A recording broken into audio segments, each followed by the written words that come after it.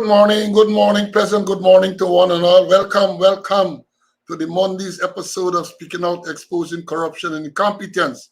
Welcome. I hope you had a wonderful weekend and that you're looking forward to a productive week. Here we are. Today is Monday, the 8th day of July, 2024. Welcome, one and all, to this pleasant Monday morning. Again, we say this is the day that the Lord has made. Let's rejoice and be glad in it. Let's give praise and thanks for being in the land of the living. And we are in the land of the living. And I want to start off by commending the students who are in the schoolyard, who were in the schoolyard from very, very early this morning. A record number of students are currently in the, they were in the schoolyard when we get started. They came into the classroom. Record number, beat all the days, Mondays, Wednesdays, and that was to be expected because we told you of the issues that we plan to deal with this morning. Again, I say welcome. Again, I invite you to share the live. Let people know that we are on. I guess by now everybody know Monday at 11 o'clock, Wednesday at 11 o'clock, and then we stitch in some additional days depending on how things go. So yes, we have a lot to tell you.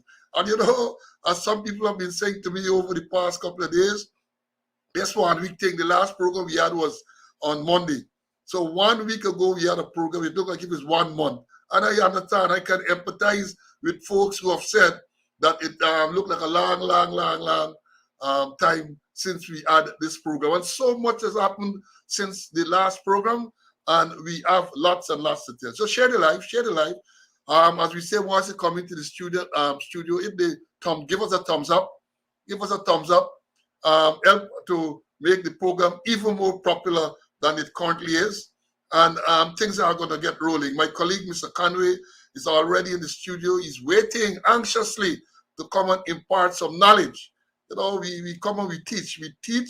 We highlight issues. And I said time and time again, that they might not be comfortable with the messengers. But forget about the messengers, listen to the message. And you might think that this is an unorthodox method of communicating and teaching persons, including members of the force. But I think this is the only resort that we have. Long ago, we would have been invited to do presentations and so on, but we are now persona non grata.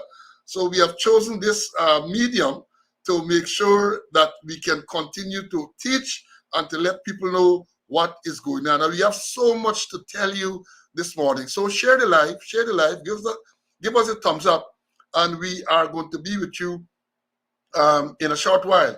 As I said, again, let me remind you to go to YouTube, subscribe to the channel, hit the notification button, which is that little bell to the bottom right-hand corner. So you're going to get notification whenever this program goes live or whenever anything is posted on the page. If you are a Facebooker, just go to Facebook and like the page, Speaking Out, Exposing Corruption and Incompetence, and you will get similar notifications whenever anything is posted. And we have been posting quite a lot in recent times, quite a lot. And let me say this, those who have not subscribed or who have not liked the page, because even though last Monday we indicated that we're not likely to have a program on Wednesday, and a notice was sent out on Tuesday to say no program on Wednesday. People were still calling to find out if there was any program. They were still calling to find out, messaging and so on to find out. So do what you have to do. Subscribe to the channel, like the page, and you are going to get notifications so your anxiety will be alleviated. When you don't see us, because you would have been notified that we are not going to be here. As I've said, we have so much to tell you. We have a long list of students in the on the roll call. I'm going to try to get through that as quickly as I can. This morning, the program was scheduled just after 6 o'clock. And I wish to say that no one has been taken off. No one. So all the students who came in the schoolyard from the get-go are still listed in the comments. And the first person to come in this morning at 6:42, it was David. And this is David McKenzie. He was followed by Vibord. Vibord takes second place this week. And then BX, the one and only BX, came in at 6. Let me say David and Vibord came in at the same time, 6:42. BX came in at 6:43. Sean came in at that very time. Also coming in at that time was Patricia, and plus Patricia Gravesandi and Mary Smith. They came in at 6:43. Then we had John Cummins, Sean, and then after that, it was Ulrich, the man from Crane, West Coast Demerara. It was Wayne from the UK, Kevin, Anthony, Oswald. Oswald came in at 6:46. Then it was Magnell, Earl, Floyd, Clifton all the way from Paris. He came in at 6:48. Then we had Joan, Dexter, Walterine from New Jersey. Then after Walterine, it was Courtney, another person from New Jersey. Then it was Brian. And from Brooklyn, Carlton, Magnell came next. And after Magnell, it was Matthew. Matthew came. Then it was Winston. And we know Winston is all the way from California. Then from UK, it was Lynette. Then we had Marcia. Trotty was here. Patricia came in. After Patricia, it was Melissa. Then Dexter. Then Everett. Then Mr. G. Mr. G came in at 7:02. Then it was Tia Ben, Evelyn. Then Tessa I from Florida. Then it was Brennan. Then the man from Melanie Damashana, Keith, Francis Keith came in at 7:05. Cranston came in next. He says he's vacationing in the US. Then it was Ridley. Ridley says he's in London. The man got to London. Then it was Felicia, Sharwin, Allison, Pauline. Then after Pauline, it was Bert. Then Linda from France. After Linda, it was Sandra. Then it was my friend Raul. Gaston, my squad mate from Canada, came in at 7:20. Princess Oil from Lamar Springs came next. Then it was George Mars. He was followed by Heather. Then it was Kenneth. And Kenneth is from Maryland. He came in at what time? At 7:24. Then it was Como from 8218 from New Jersey. Then it was Monica, Vibert, and this is Vibert John, Wenda, and after Wenda, who came in at 7:30, it was Aubrey, then Jacko from Georgia, Anthony from Petersall, Maureen is in next, and Maureen, then we have Sharon from the UK, then Jakey from Maryland, Jakey's then Bonita, then it was Malcolm, David from Region 7, welcome Region 7 in the house. After that, it was Clarence, and then it was Ulrich, my squad mate, 9555, who says that he has a birthday today. I have it listed to congratulate you at the appropriate time. Then we have Smitty, 7464, Vibert. Then it was Cecile. Then after Cecile, from the UK again, Clive. Desiree followed suit. Then from Maryland again, it was Ian Lucius.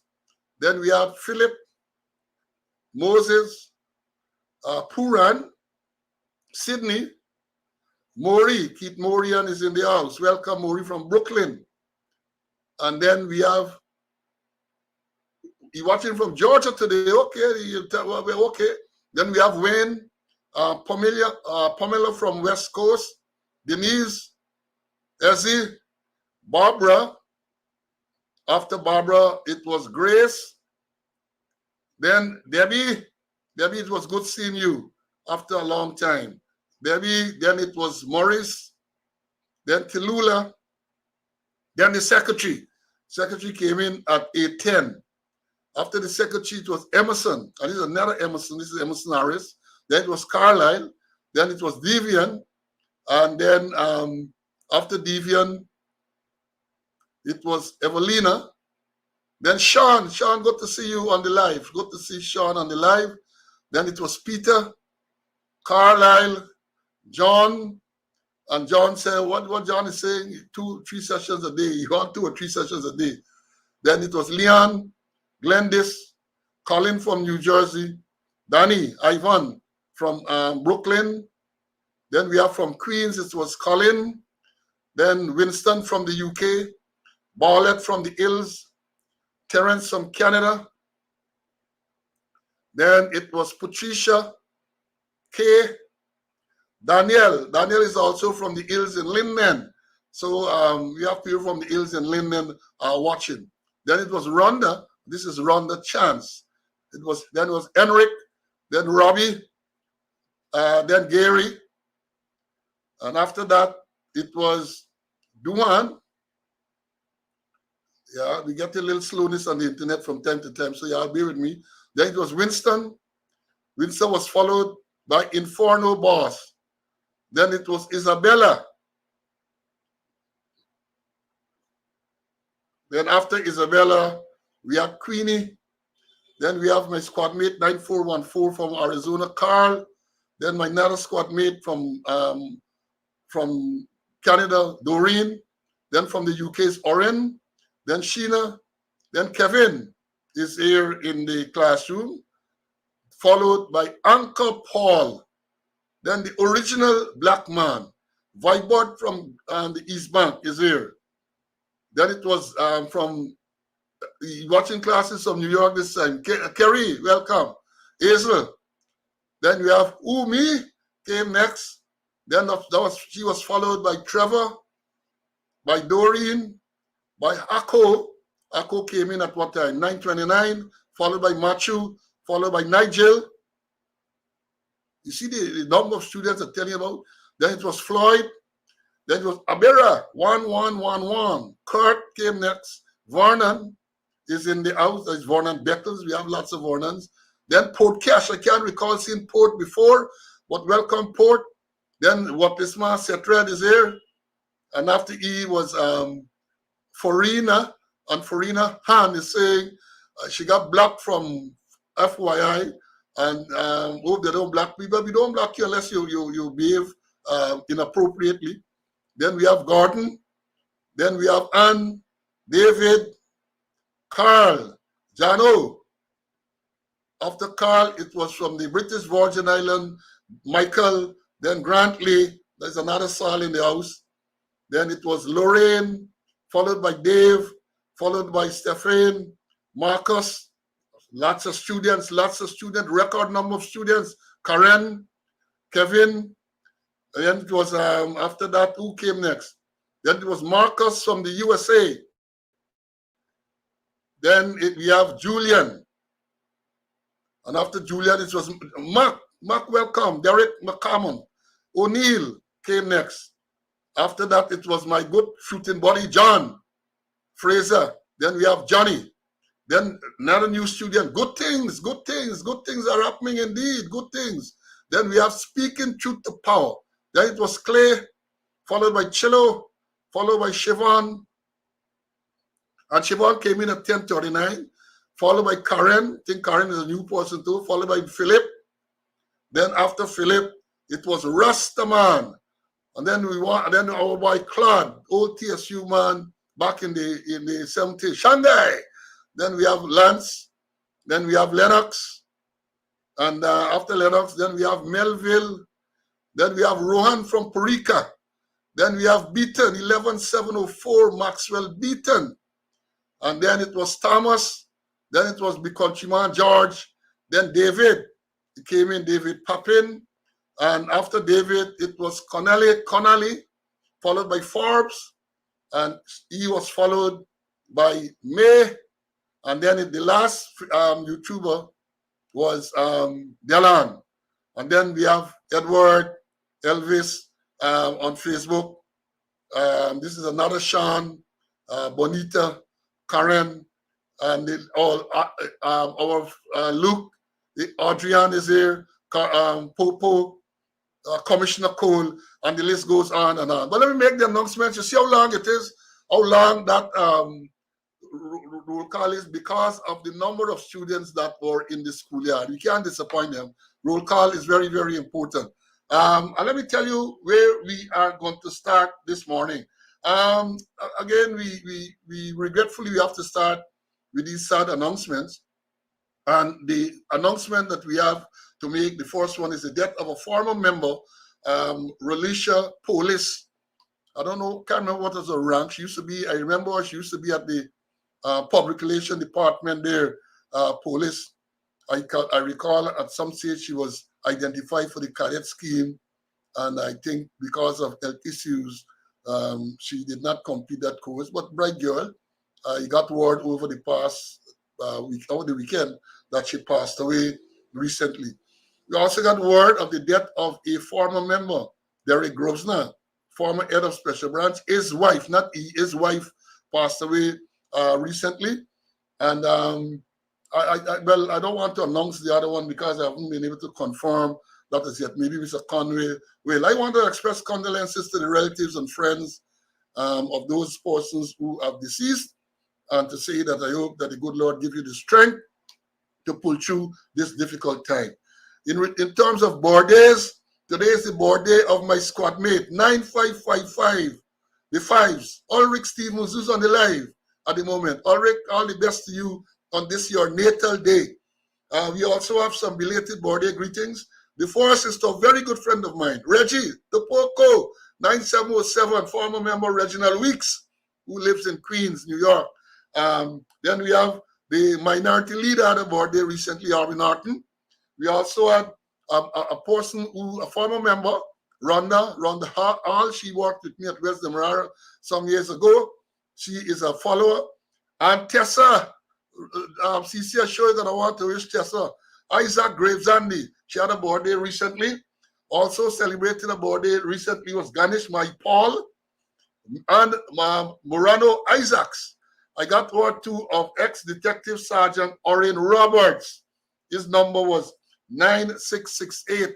He joined in the badge after me.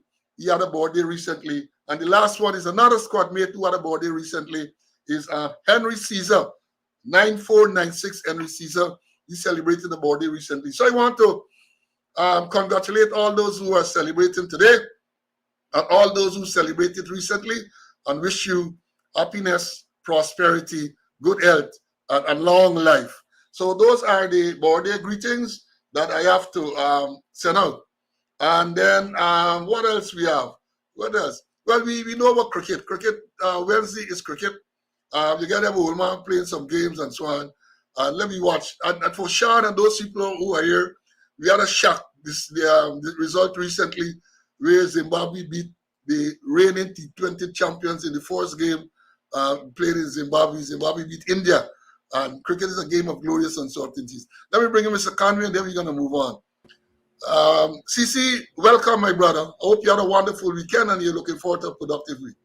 Yeah, so a very wonderful weekend, and I couldn't wait for today, Monday, so that we could be on the program. But happy to be in the land of the living. Shout out to Tessa. Tessa, remember we had good times at the training school, the Felix Austin Police College, especially when Larry Lewis was commissioner. Very good times, So I know we have a lot of issues to discuss, so let's get on with it. Let's get on. Now, the first thing that I want to also talk about is the the fourth is celebrating, because I know normally it's the old month, July month, anniversary month. It's 185th anniversary, and on Saturday they had the route march around Georgetown. They got some blessings, I understand. Because rain fell, and it's a good thing to have a route march. I look forward to route march back in my days. Those people who know me in the early days as a sergeant, inspector, officer at the TSU know that was my thing. I was the man who marshaled the forces and all of that. And I noted, I saw a video, and I noted that the Minister of Home Affairs, Robson Ben, did not dress with his back down clothes this year. So perhaps you're going to say kudos to him. Can you remember last year when they had a route march? The man took the march past in front of the Ministry of Home Affairs in what can only be described as farm clothing, back down clothes. But from the video that I saw over the weekend, he was dressed in a short jacket, and I would say appropriately dressed. So perhaps congratulations is due to him on that. Now, there are some other things that I saw First of all, this place is not a real place. I was trying to get the voice recording to show, but I wasn't successful in getting it uploaded. Where the acting commissioner of police, the extended squatter, if you don't hear these things, you're not gonna believe if somebody were to told you that. He's telling persons of the number of persons who attended this route march. And hear what he is saying, hear what he said. And this is not a lecture I've said. I heard it with my own ears. I have the recording, but somehow, I'm challenging the technology. I can't upload it for you to hear yourself. The man said, let me read what he said. He said that he was speaking about the number of persons on parade, and he said they have 2,000 and 1,500. He said they have 2,000 and 1,500 persons on parade. And I have to say this man definitely has a problem with numbers. He has a problem with the board date. He has a problem with the size of Guyana, where he said Guyana is 86 square miles.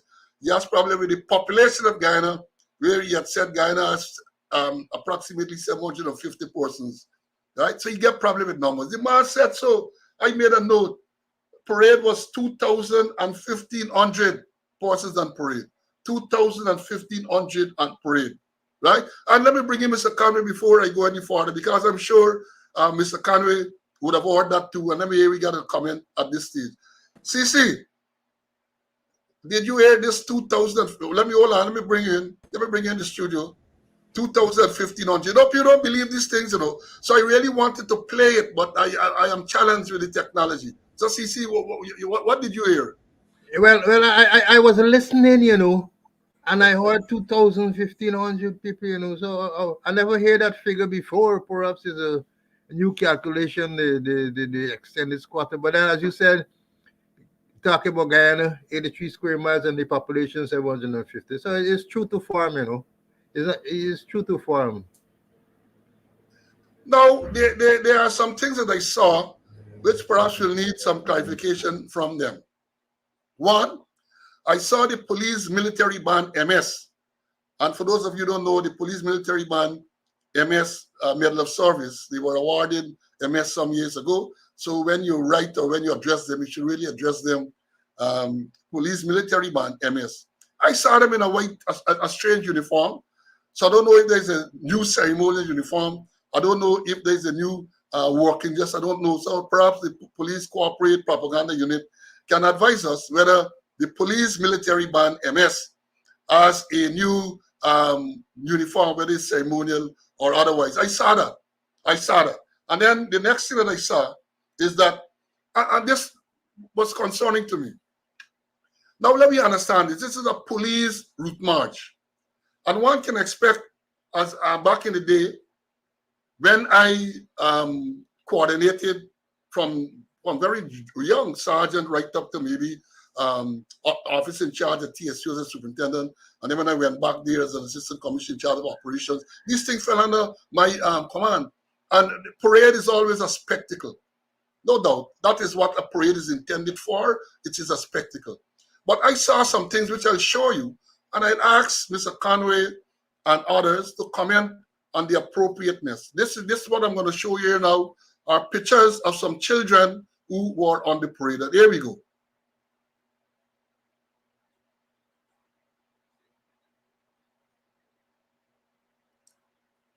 Hold on, let me move this forward, yeah.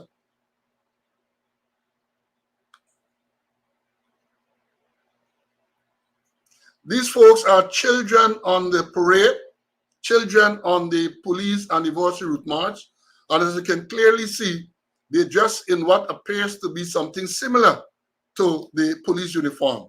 Some dress, as you can see here, this young lady has on the rank of a sergeant. These are supposed to be members of the special constabulary. You have here children dressed like traffic ranks with stripes and all of that. And look, the man there dressed, see, he was an assistant commissioner or something like that. And look what we get. This is children dressed in uniform similar to the police uniform. And I believe that that is inappropriate. That is my personal view.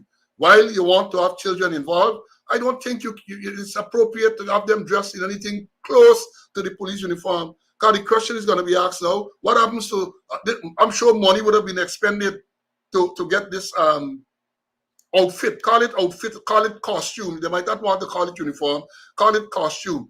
But to expend resources to outfit children in this manner, I don't think that that is appropriate. Look what is happening here. At a time when the police, the image of the police force is so low, this is what they're doing. How can this improve the image of the Guyana police force? How can this improve the image? How can it? Let me bring in Mr. Conway. I have a few more to show, but let me bring in Mr. Conway to comment on this particular one here. Mr. Conway, what are your views about this? Well, it was shocking, when I saw those children in what appeared to be police uniform with stripes and all kind of thing there. And then I'm wondering what will become of those of the uniform after the event. Will they take it back, or will it end up elsewhere? My friend, bandits wearing the police uniform, as the case may be. And then when I look at the parade, I wonder whether this was really uh, if it was really a farewell parade. I'm wondering something going through my mind. Is this a farewell parade? Time will tell. Well, some people have said it was a anniversary parade / farewell parade. I know farewell for whom, but it says a farewell parade. Let me show you next. Let me show you next slide that has generated a lot of comments. Here it goes. Look, this is a policewomen, a unit of policewomen, red gloves, red socks. There are other units with similar red thing. And they say optics mean a lot, because all of us know a particular, red is the color of a particular political party. And again, I say, it looked like now the people there don't care. They don't care. They're overtly flaunting their biases, overtly. Now, why would I know? Again, I say I was intimately involved in parades and so on. I know we have gone to the stage where the ranks will wear white gloves. White gloves. It is a neutral color. There's no party that wear a party that has white as a dominant color in the. But here you have police on parade wearing red gloves, red socks, and not only this unit that I show you, I'm showing this one unit, right? Somebody said that is pink. Somebody said that is pink. But whether it's pink or red, it is not a police color, right? I said that is red. I said you consider it's pink. I said that is red. I will be challenged with colors, but it looked to me as somebody saying like it's master money. And then to crown it, to beat it all, let me show you this one. Let me show you this one. These are two senior police officers, and the circle there where we're circling, they are wearing what is clearly a political slogan, One Guyana, on their uniform. The one to the right is Superintendent Ramana. He commands Police Division 4B. And the one to the other one, the Assistant Commissioner Pazram, he commands 4C on the East Coast. And these are policemen in uniform wearing a political badge, One Guyana. How can that be appropriate? How can that be appropriate? This is not your own personal uniform. And even so, if it was your civilian clothes, one would have said it's appropriate, because as police officers, as senior police officers, you ought not to be overtly showing your allegiance or such to a political party. We have your rights. You all have your constitutional, your democratic rights to support whoever you want to support. But to put One Guyana badge on your uniform, it is inappropriate. And I want to ask a question. Is that approved? Because as I know it, in order for you to wear anything on your uniform, you have to get the administration's approval. It has to be published in the force order. Let me say this. I went and I served with the United Nations 1989, 1990 in Namibia. And my contingent, there were 30 of us. We were all presented with the United Nations Peace Medal, which I wore proudly. But before wearing it, an application had to be made to the force administration for it to be worn on the uniform, and then permission was granted, and it was published in force orders that ranks who served in Namibia were permitted to wear the United Nations Peace Medal on their uniform. And for those of you who don't know, once it's a foreign medal, it was worn on the right. So the local medals you have are worn on the left breast, over the left breast pocket. And the foreign medal, that's the United Nations Peace Medal that we were given by the United Nations Secretary General. I wore it proudly, and we all wore it on the right breast side, right breast pocket, just above the right breast pocket of the uniform. So the question is, these political slogans that these officers, senior officers, are wearing, did they go through the procedure to make sure that it is approved and approved wear? So if you get medals and all of these things, you get medals, you get force aid badge, you get all of these things. That is the regulation. It has not changed. Perhaps they have disregarded it. You have to get permission to wear those things because it's the uniform, and the uniform is specified what consists of the uniform. So any appendage to the uniform, you have to get permission to wear it. So, CC, what are your views about this thing with these two, with all that we have just seen? Well, I was shocked to the bone when I saw those red socks and those red apparel that they had there. And then I'm wondering this morning, because somebody said, I can't prove it, that those red socks and those gloves, they were a donation from a house in Rob Street. That's what somebody said, but I'm still to prove it. And then wearing the other things there, with the one guy and the slogan, the police the not the regulation, the protocol is clear that if you want to wear anything there, you have to get the approval of the commission. It got to be published in force orders. I remember when you all came up from Namibia, you wore a hat and you want to wear the United States medal, but you have to wait until the publication was made in the police force order. So I don't know if people just decide what they want to wear, and then you wear should it be worn on the right side or the left side? You mentioned that the foreign things on one side and the local on the other side. So all the things just falling apart all the time. Well, things are falling apart, and the sad thing is that these people cannot see that these things impact on the image of the force and the respect that people show to the force. When people see that, and sometimes it's just the perception that you are political. They believe even when they do something wrong, you come to arrest them is because of your politics, and that is not good for a professional police force. I'm not saying because we know that this police force is not a professional police force. We know that the standards are fallen, and all manner of things are happening. Now, moving on to the next thing, let me see if there's anything more. Well, the question is, people are asking me, what happened to the police promotion? I understand somebody told me this morning that people calling back for the money. So I asked what money they're talking about. They said people pay to get promotion, and they had expected, at least by now, today's the 8th day of the month, they had expected by now they would have had publications about promotion. The last any senior promotions were made over 2 years ago. If my memory serves me correct, it was on the 2nd of July 2022 when they had that fancy list that Mr. Conway would normally describe. So 2 years have passed. An organization that is demoralized. People are leaving by the droves, resigning, just walking off the job by the droves.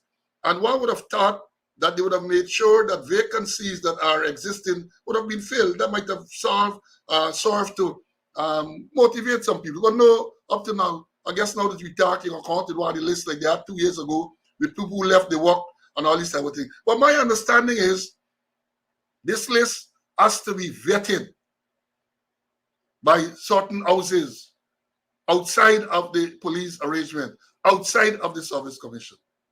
I had to remind someone, was it this morning? Yeah, this morning I had to remind someone that the Constitution is clear as to who is responsible for promotions from inspector to assistant commissioner. It's the Police Service Commission.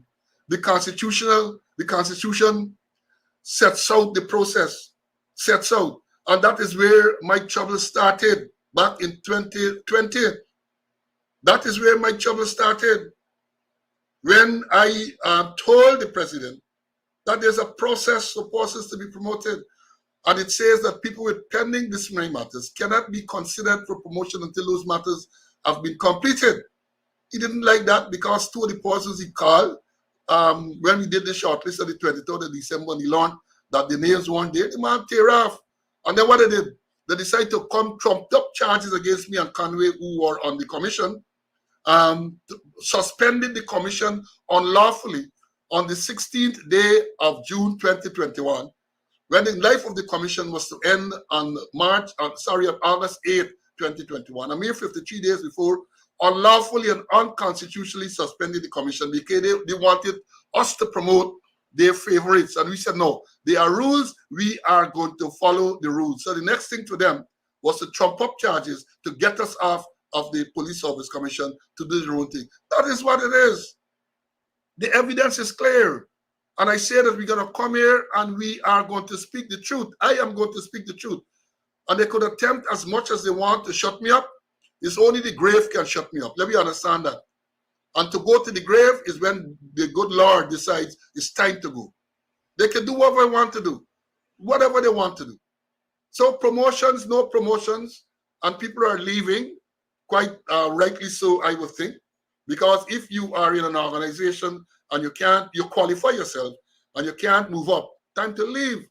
And look out what's going to happen. Because whenever the promotion comes out, because I suspect it's going to come out at some time, it's going to come out at some time, it's going to be people who are favored by politicians. So people who qualify themselves, people who have been working diligently, honestly, some of them are not likely to make it. That is what is going on in the organization called the Guyana Police Force. That is what is going. During that scenario, I say, I remind you of Bornham. I take this as a compliment.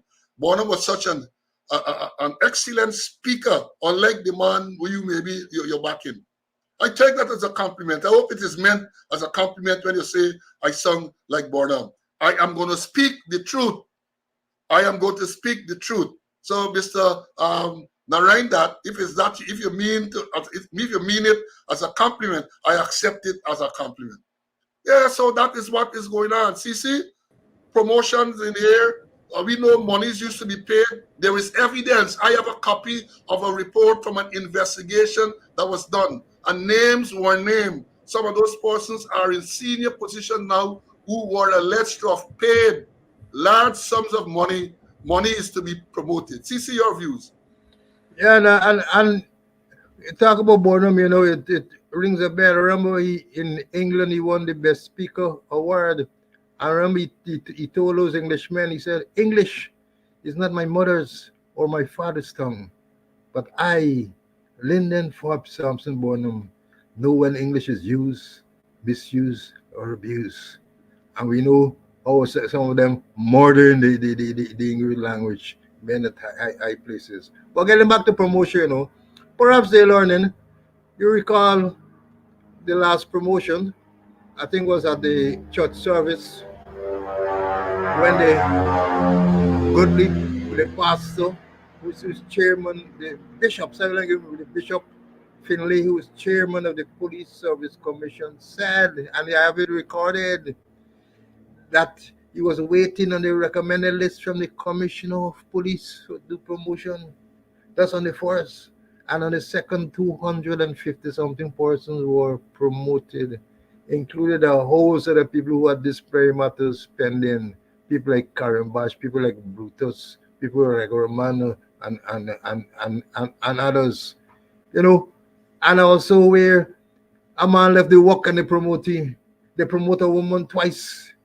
People, tremendous supersession without any justification, and a whole set of irregularities when people don't pass the exam and get promoted, and all because the list was vetted and the list had to go to a house in Rap Street to make sure that it is their people who get promotion. So I'm not too much surprised that they didn't get any promotion. Perhaps they're looking and see if they can do far better this time. And then again too, not a female, not a female. We're talking about gender equity. Not a female is a senior superintendent or an assistant commissioner.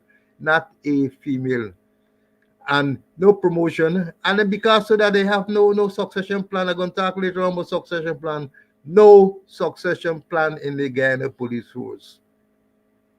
Well, two things. And when we talk about females being promoted, we're not talking about just because of their gender, but there are females who are qualified, females who are qualified, but for some reason they don't promote them. And then when you talk about examination, remember now, CC, they had said that qualifying examination now is not going to be a requirement. Remember some release they gave some time ago to say what they're going to get assessment or something like that. So you're not going to have promotion qualifying examination. The whole thing is designed to promote people who are favored by the administration, whether they are corrupt, whether they are incompetent, it doesn't matter. It doesn't matter. They are going to promote them. They don't care. As we say in Guyana, they don't care. And you know, countryman, they say it's K, what K, and K, make it bend up so. You know, K is bent, it's K, that K and K, make it bend up so. They don't care. Then concern what happens with the wider force. They're concerned about this unchecked criminal activities in the society. They don't care. They're going to promote people. And you know, that is a good way for me to segue into this one. Let me read this short report to you students. This is Kaicho News on July the 4th. Kaicho News has confirmed that the police is presently under investigation for allegedly masterminding a series of break-ins on the west coast and west bank of Demerara. Investigators were able to link the crimes after nabbing 4 suspects in a recent breaking of a businessman's home at Port Drying, West Bank, Demerara. Kaicho News understand that the suspects who were nabbed, they might have, if the child were not nabbed, they might have attempted to break into the businessman's home a second time. Hear what it says. On Sunday, June 23rd, the businessman's wife was reportedly reviewing some footage from her CCTV camera when she came across a recording of 4 men walking around the yard armed with guns. The CCTV camera had recorded the footage on Friday night. The information was shared with the neighbors for them to be on the lookout for the gunmen. On Monday, June 24th, 4 gunmen similar to the ones seen in the footage were spotted walking along another street in Port Drying. A cell phone video was recording of them, and the police were alerted immediately. Ranks were reportedly dispatched to the area. The suspected bandits, upon seeing the ranks, attempted to run away, but the police managed to arrest them. Kaicho News understand that one of the bandits, while being interrogated, implicated the police sergeant as the mastermind of the crimes. The cop was called in, and when his cellular phone was checked, investigators found that he was in constant contact with the bandits. He was placed under close arrest to assist the police in their investigation. That is what it is saying. That is what police, they're saying that the police sergeant, they're saying he was, at the time he was in charge of Reedlook police station. That is what the sources are saying. They're claiming, it is alleged, that he was the mastermind of break-ins on the west coast and west bank of Demerara. And I did some research. I find out that some years ago, that very rank, as a constable, was stationed in the area, West Demerara, Region 3. He was transferred because of allegations of corruption to the Tactical Services Unit. He got there, and his family intervened. They went to a place in Brigham, not the police station, and they made representations on his behalf. Instructions were then passed for him to be transferred back to West Demerara. He was transferred to West Demerara, and shortly thereafter, promoted corporal, promoted sergeant. Imagine that. A man who was flagged for corruption and removed. I mean, I don't agree that they should remove like that, but he was removed.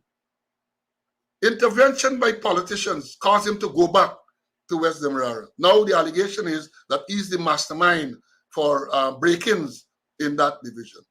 So where are we going? Who's going to watchman the watchman? Who is going to watchman the watchman? They got a police sergeant being accused of. And what's going to happen? They're going to say OPR will investigate. OPR, everything is OPR going to investigate, and one can suspect at some stage the police legal advisor and say they ain't get no evidence to charge him or anything like that, and he's going to be back in the somewhere. They're going to put him somewhere else. But they said dog with a suck egg don't stop. Dog that sucks egg can't stop. Mr. Conway, your views on that matter, my brother? Well, so far the police didn't debunk that story, you know. So we gotta believe it. They haven't debunked that story. And then something isn't too clear to them because they said the men were armed. What are the guns? Is it that guns that were it make me thinking like guns that were loaned from the police station and they put them up quietly, you know? And I heard they say OPR will investigate. Nothing more about it. And instead of the police come clean and say, well, this is it. The public would have confidence in you that you know, yes, something was wrong. You reach a bad egg, and you're dealing with the situation. But no, a wall of silence. They remain silent, and unlike when the sergeant go and talk about the paper charge matter, they rush with breakneck speed to debunk, and they make a miserable attempt to do so. But this one is shocking. And then people be saying that policemen are involved in crime. They say some of the robberies is police themselves. So the thing is that, you know, police has got to take assertive action. And the action has got to be swift, it's got to be certain, and it's got to be appropriate. If you keep ducking it, you're going to continue and you're going to continue and they get cancerous. So to say that the police sergeant was placed under close arrest, I don't even know that there's something like they just we're hoping that it will die away, but it can't die away. It can't die away, Paul. Yeah, you know, you made a good point. Is that we have always had bad eggs in the police force. So for those who are gonna jump up and say we thinking now, we have always had. But back in the day, when they were identified, they were dealt with in an appropriate manner. I know personally, I had cast a charge several policemen to being involved in corruption. Several.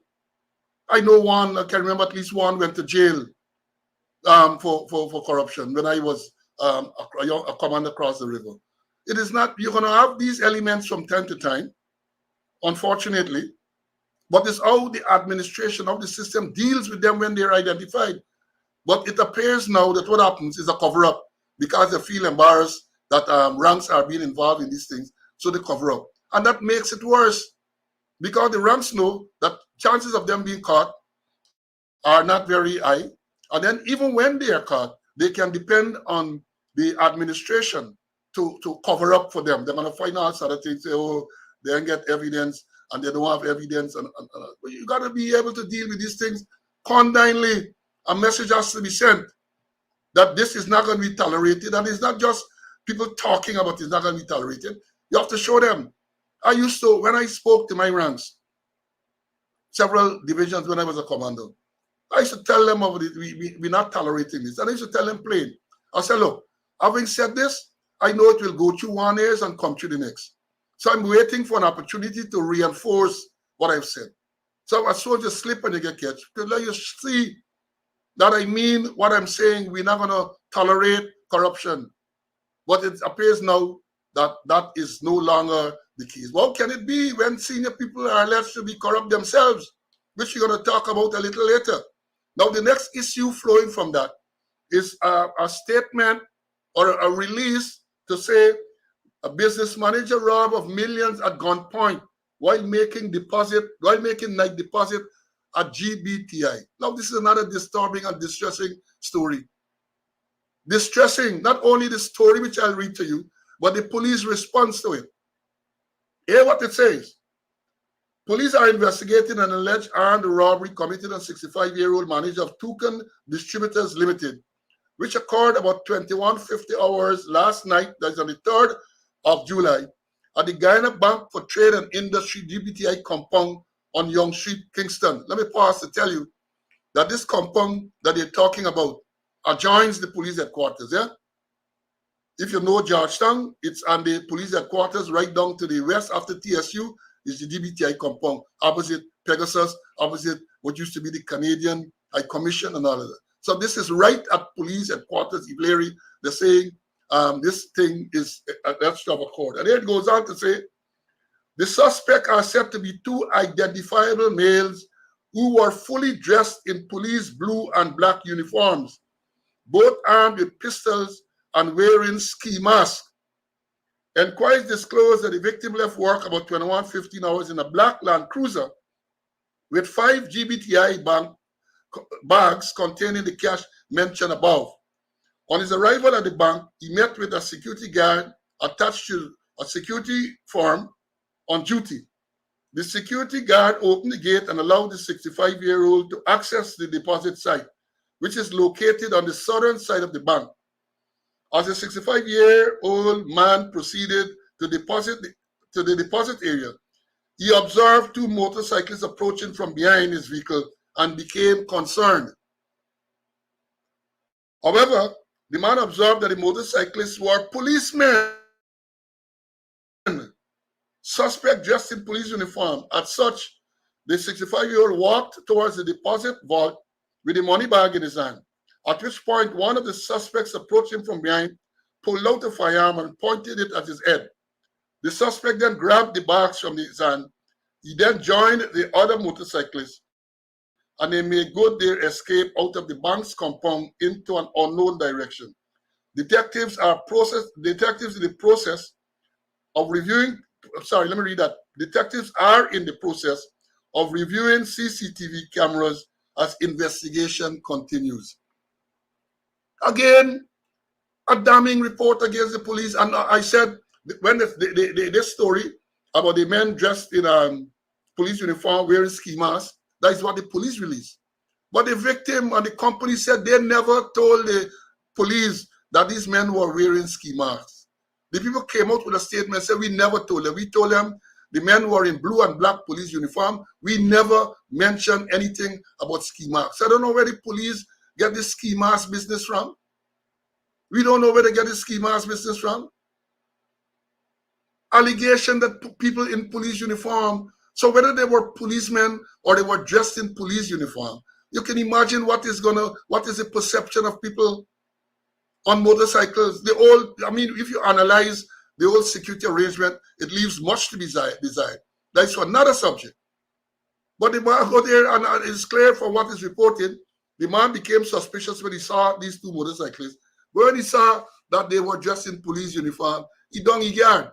And he continued to do what he had to do, and they punctured him and relieved him of $10 million.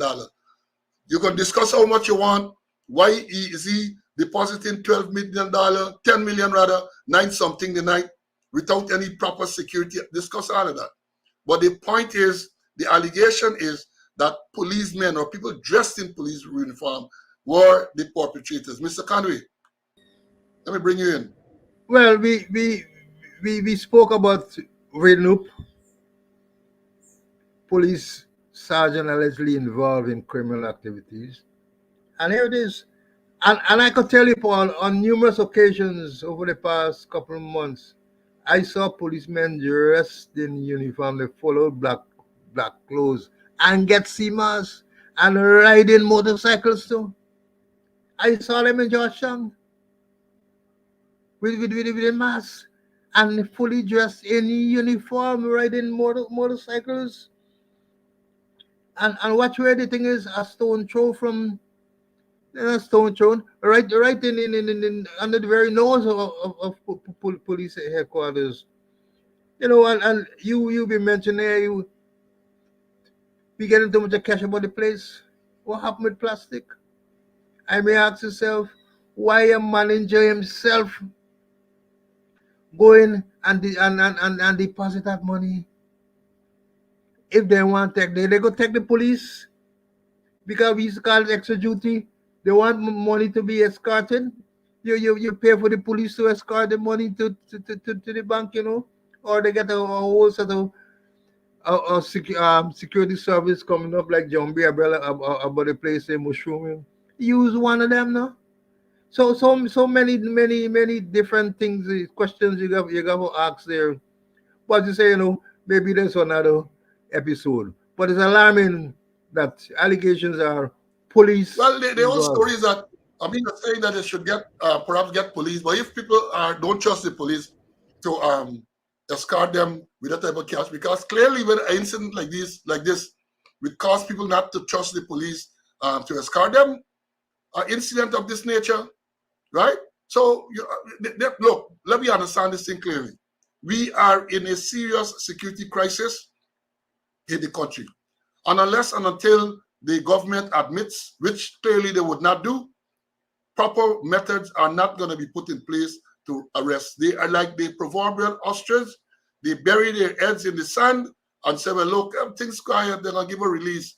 They're going to hear when Tanti Mordu's out for the toys. Oh, that is not so.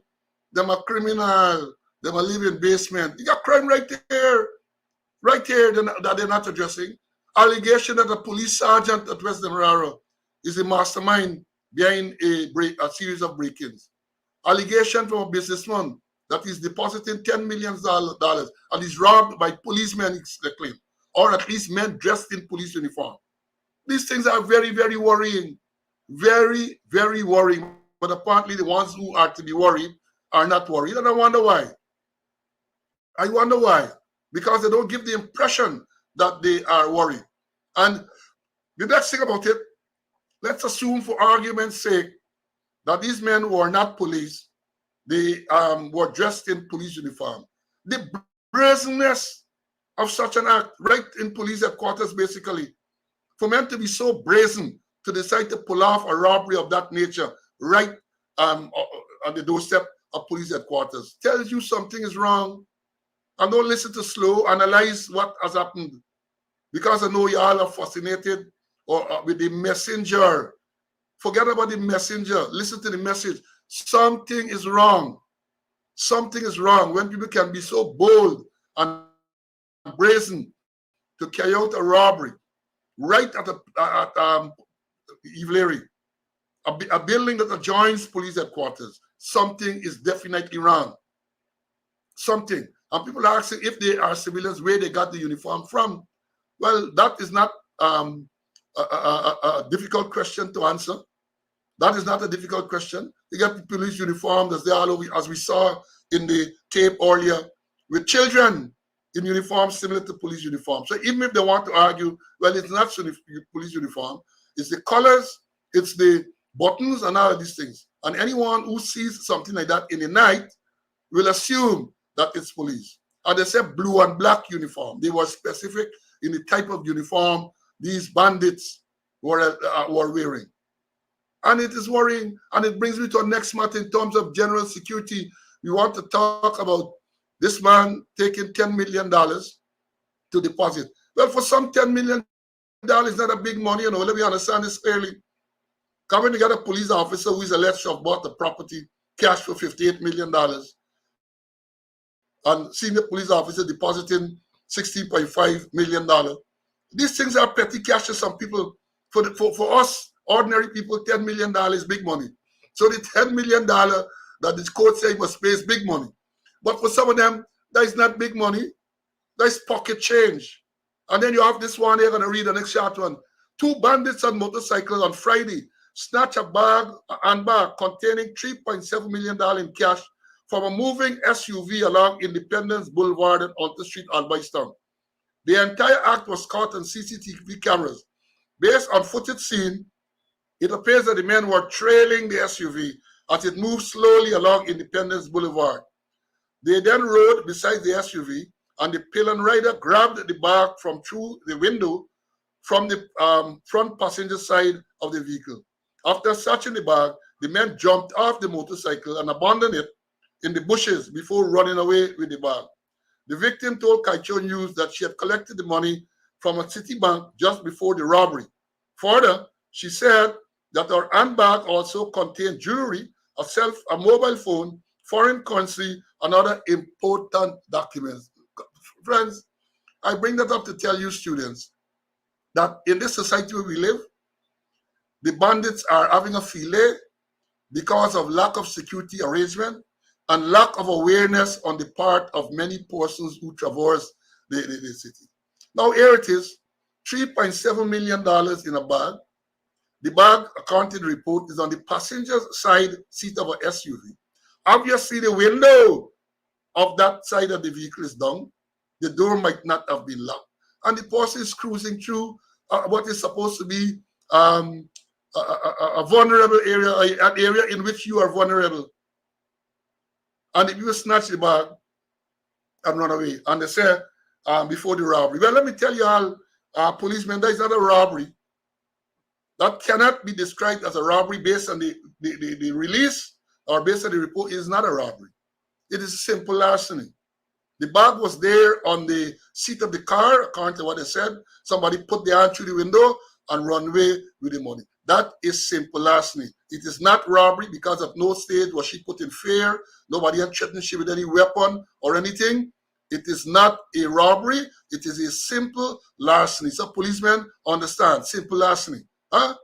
So when I tell you robbery, they like to say everything is robbery, robbery, robbery.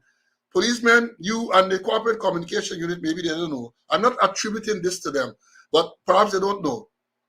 If you are to look at the circumstances, and Smithy and these guys are on the line, Danny and these old detectives will tell you, given what was read there, that cannot be classified as a robbery. It is simple as. Let me bring Mr. Conway. CC. Yeah, and I always remember the definition for simple larceny, larceny. A person steals who fraudulently and without a claim of right made in good faith, takes and carries away anything capable of being stolen with intent at the time of taking permanently to deprive the owner thereof.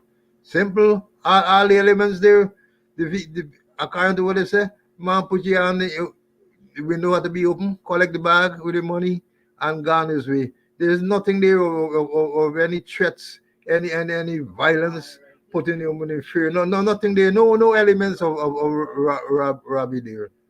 And here again, as you mentioned, persons got to be security conscious, for their own protection, So it's not robbery. It's just a case of simple larceny.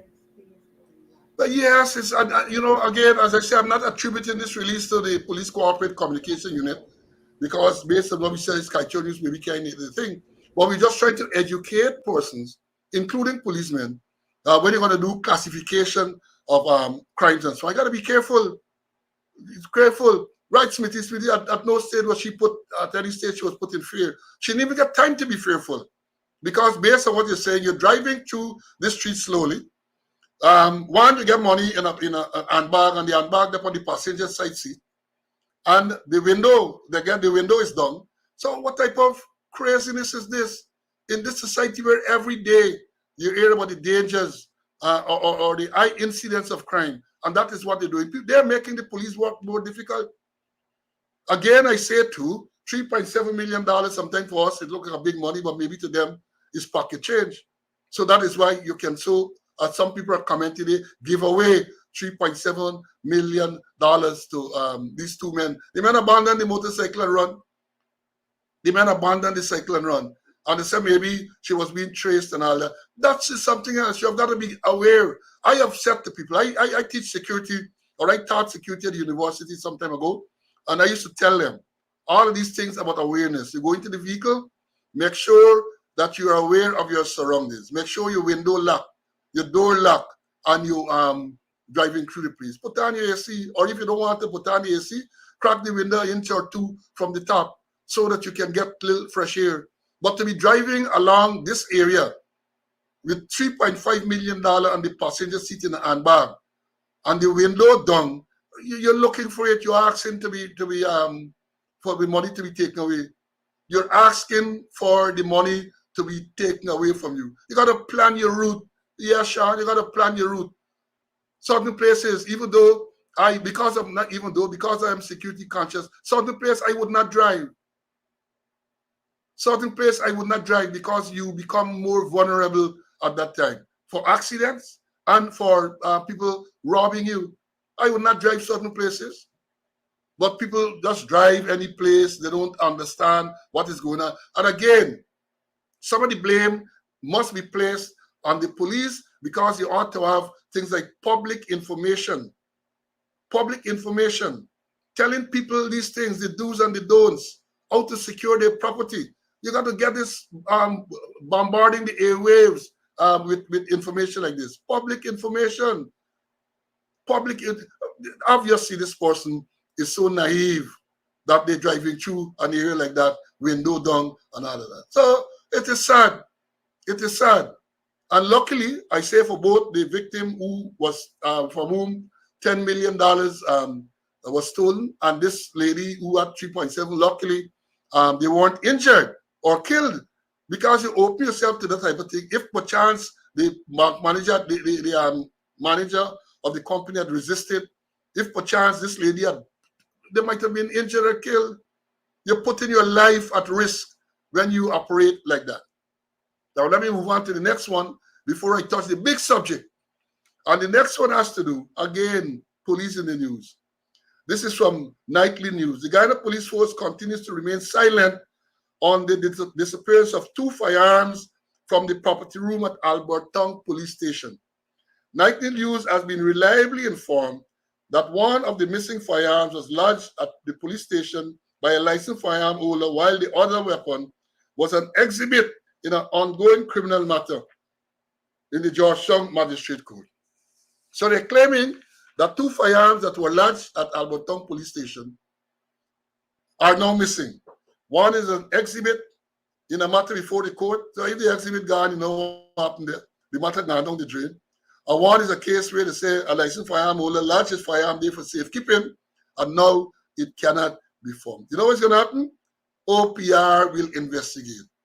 OPR will investigate. And I asked before, and I'm asking again, I wonder what is the strength of the OPR, where all of these matters are sent to them to investigate. Oh, man, what is the staff? What's the strength? What is the staff? CC?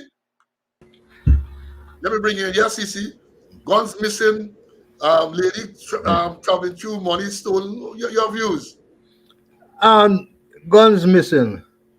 So one firearm lodge for safekeeping, and the other one exhibit. Quite a number of things will kick in there, because there's a procedure when person lodge their firearm there.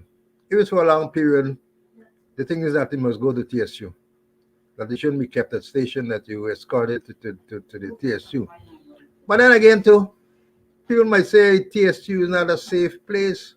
Remember, the Minister Ben mentioned that dozens of firearms were missing from the TSU armory. Dozens of firearms were missing.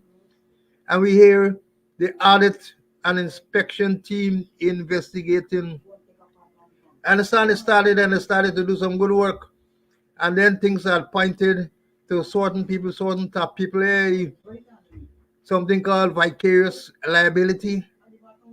And they pull off the audit and inspection team. And they say, Suku, the infamous Suku, will investigate. They went one time there and they see where the thing linking to, and they closed down the operation. So even the TSNL in terms of firearm is nothing. And then you gotta look at the exhibit. I remember cases in Brickdam where persons used to uplift exhibit and they're bringing them back. They're doing their own thing with not only firearm, money and them kind of thing. That if a person uplifted to be tendered in court, when they come back, they going to tell you something. If it's tendered, you got a proper documentation and them kind of thing. And then they don't know no inspection to, They come back to a whole other thing that people don't really inspect. The last, they fully standing out talking about inspections. We call notified inspection. And the last commissioner is supposed to be a yearly once a year. The last commissioner to hold notified inspection was Henry Green.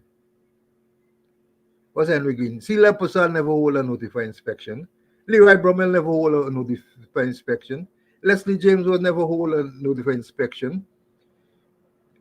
Happy, who was performing the duties of inspection, our commissioner, never hold inspection. The extended squatter never hold inspection. And inspection is an indispensable tool of management. You inspect and you find a firearm missing here. What me know or nobody signed for the firearm. And I always talk up tell me my ranks them about three eyes of three eyes of management. You inspect, you investigate, and you inform. So perhaps there was no real kind of inspection being done. So things gone haywire, So I don't know, but you're gonna hear OPR investigating full stop and they done there.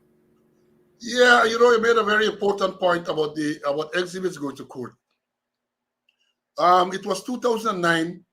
I was still in the force, and I conducted some inquiries, disciplinary inquiries, and there were some revelations because a rank at CID breakdown, I think it was, detective used to go to the property room and collect exhibits, cash exhibits, jewelry, and these things to take to court, to tender in court. And then it was revealed that on many occasions, these things were not tendered and they weren't returned to the property room. They weren't returned. So when an audit was done, it was discovered that millions and millions of dollars in cash exhibit were missing. And a particular inspector who was in charge of the property room was charged, and I conducted disciplinary inquiry. That was just before I retired from the force. And I recall too, as a result of that, even before the inquiry was conducted, I think it's standing order 32 or 34, some one of those standing order ought to be amended. I did that work on that with some other people to change the standing order to make sure that loophole, that once exhibit is collected, there's a process to know if the exhibit is tendered, retained by the court, if it is not tendered, and it should be returned to the property room. We put a mechanism in place to ensure that there could not have been a repeat of that thing. Because the man used to collect the cash as exhibits. He's the detective, he did the investigation. When he got to court, he just took the money. And there was no mechanism to determine whether the cash exhibit was tendered and retained by the court or whether it was returned to the police, in which case it had to be returned to the property room. So the man used to lick up, and millions of dollars were involved. Millions and millions of dollars. I remember long before that, there was a particular sergeant who worked in that same property room at Brigham. It was a big story. His reputed wife came. I wasn't in charge then. I think I was a 2IC. That was way back in the 90s. Came and reported he and Shigarang, they lived somewhere in Timeri. She reported that this man get police stuff over the exhibits and all sort of thing. When the investigation launched, the man get a property room there. The man get exhibits. All the exhibits the man used to steal from the property room and carry me. I know he sell some and all. It was a big story. He get charged and he put before the court and all of that. So these things are there. As a matter of fact, I can tell you that in relation to that one that I'm referring to with the sergeant at Timeri, I have a copy of the the Board of Inquiry. A Board of Inquiry was established by Mr. Larry Lewis, who was then the commissioner. The board was chaired by Floyd McDonald. I was the secretary to that board. It included Kennard Baran, the senior detective, and Eddie Tapin, who was later on head of special branch. We were a board of inquiry to investigate that matter, and we made some recommendations on the standing order and all of this. But people, they don't look back, they don't read these things, and therefore these mistakes continue to be made. Continue to be made. Now, let me go on. I don't know, Mr. Conway, want to say anything more on that before we move on to the main issue. Let me move on to the main issue. Let me move on to the main issue, he says. And the main issue, as I gave in the notification, we have lots of things. We can left them for Wednesday. But the main issue, we get like about 45 minutes more. And this main issue might take up all of that time. We learned over the weekend, I think it was Thursday night, that there was a shakeup at the top level of the police force. And hear what I say. This is a release that came out, that the man in charge of administration, Assistant Commissioner Brutus, was moved to be the head of Special Branch. The man in charge of Special Branch, Assistant Commissioner Errol Watts, was moved to Operations. The man at Operations, Assistant Commissioner Ravindranath Budram, was moved from Operations to take over administration from Brutus. Now, that, from us old police who know, that is a seismic change. There's a big change. There's a big shake-up. Something must have gone terribly wrong for such a sudden and shake-up. Something must have gone wrong. And therefore, here social media people started to comment and started to speculate, right? And they came up with a police statement. Let me read what the statement says. Relative to several social media posts and online news reports about a shake-up in the top brass of the Guyana Police Force, please note that the rotation of officers is a management tool that is used to create and foster efficiency in an organization.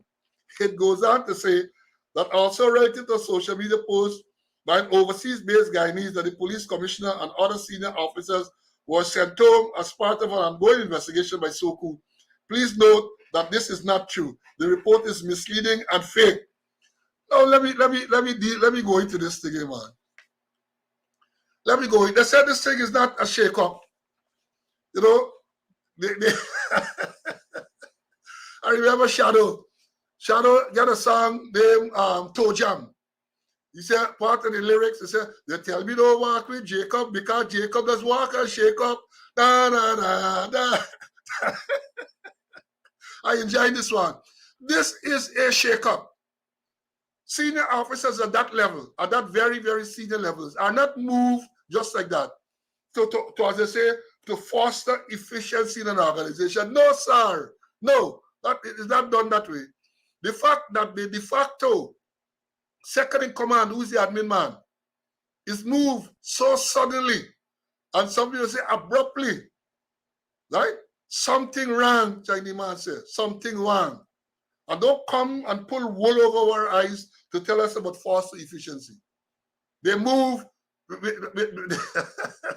I don't see CC gonna enjoy this one. They move them with breakneck speed. They move them with breakneck speed. And I saw a copy of the letter dated the 4th of July that these people are transferred, at least I saw two, with immediate effect. Immediate effect. And there's always a problem with immediate effect and transfers. And let me tell you this.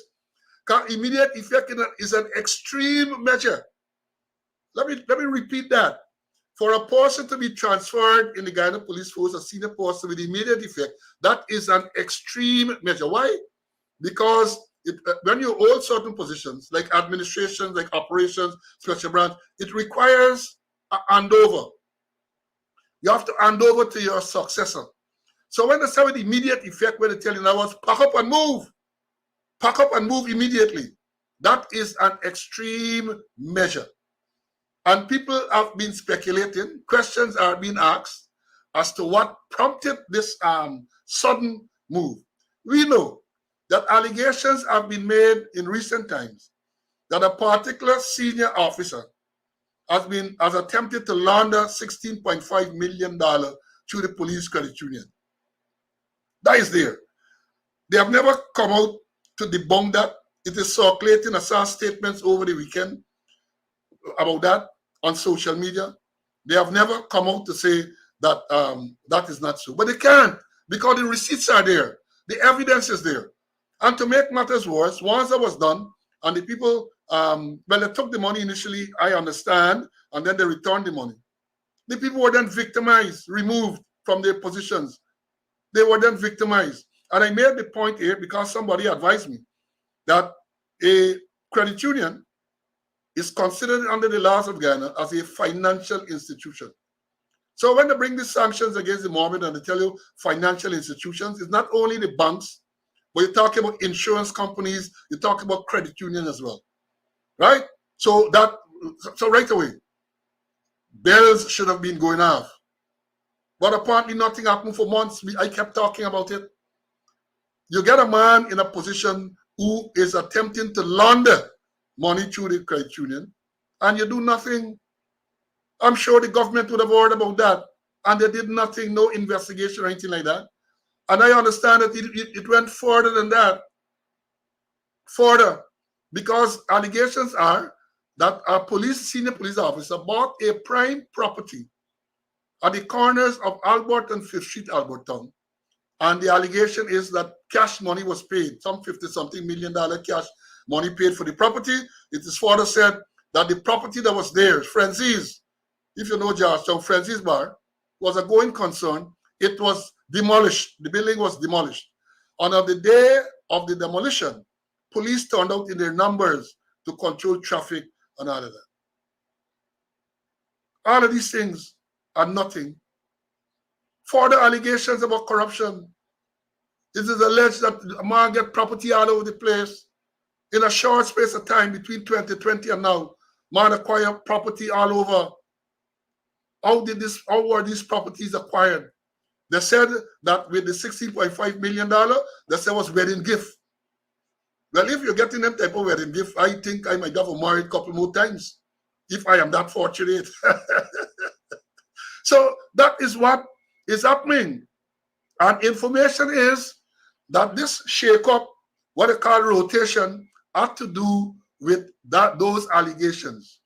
It had to do with those allegations. But to make the matter even worse, to make a man at administration, the man is the de facto second in command. Because an admin man is one of the most powerful persons in the force.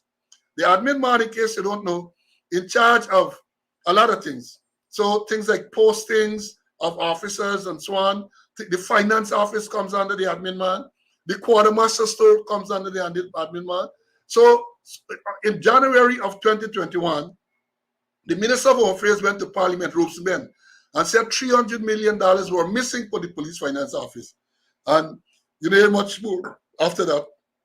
We also heard a few months ago, something last year, that $300 million in items were missing from the quartermaster stores. You know, hear nothing more. People transfer and so on.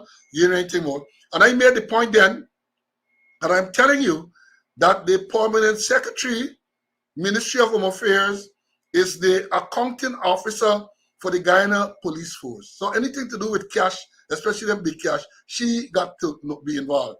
The man in the police force is the man at admin.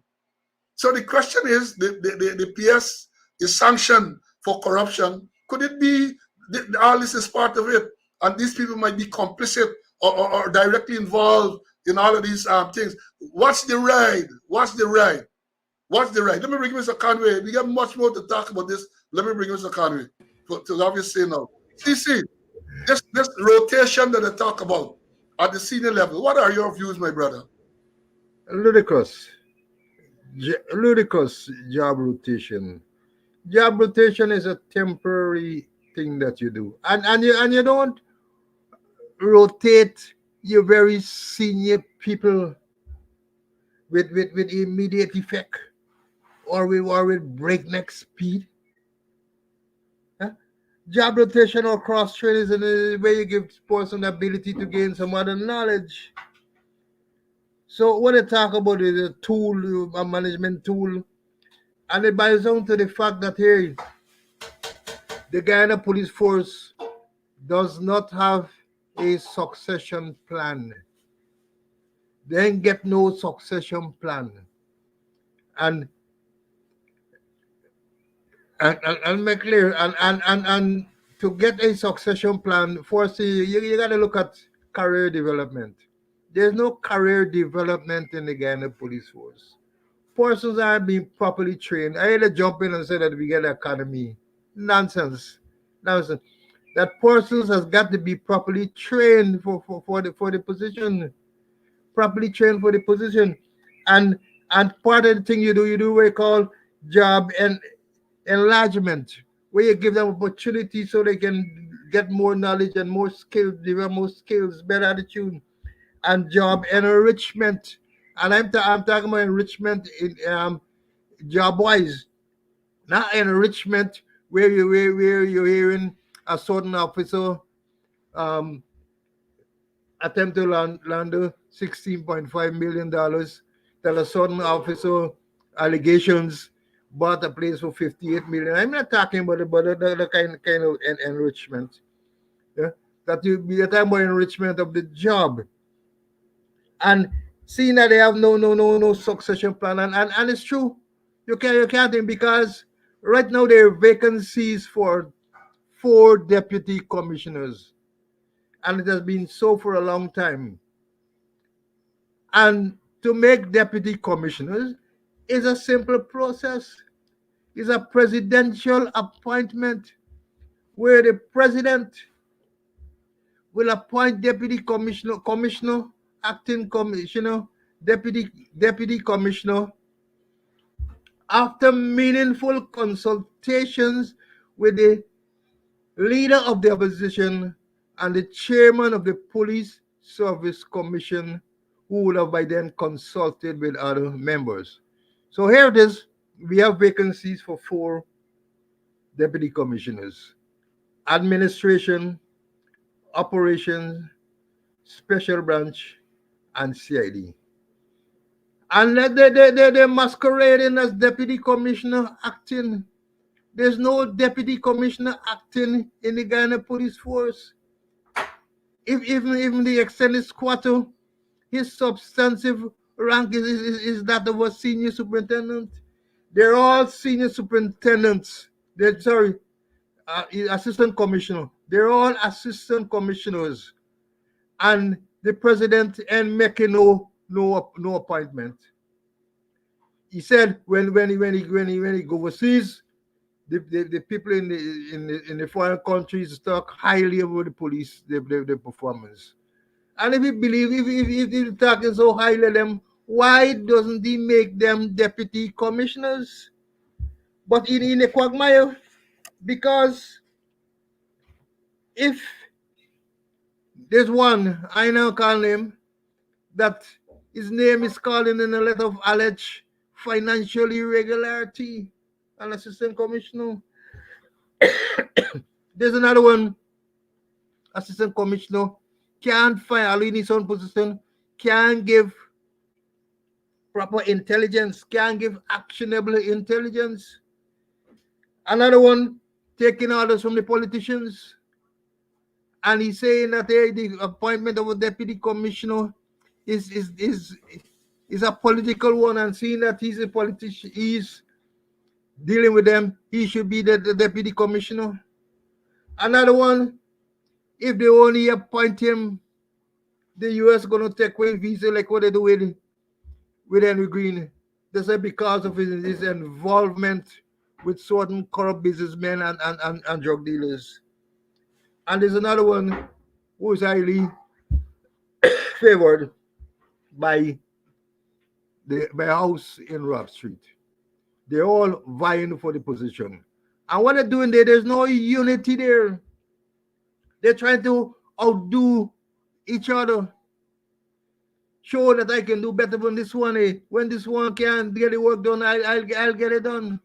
So there's a situation where the unity and the remember Pastor Dulichan, pray for them, and the lucky off the president to get involved, that there's no unity among the assistant commissioners holding critical position at the top.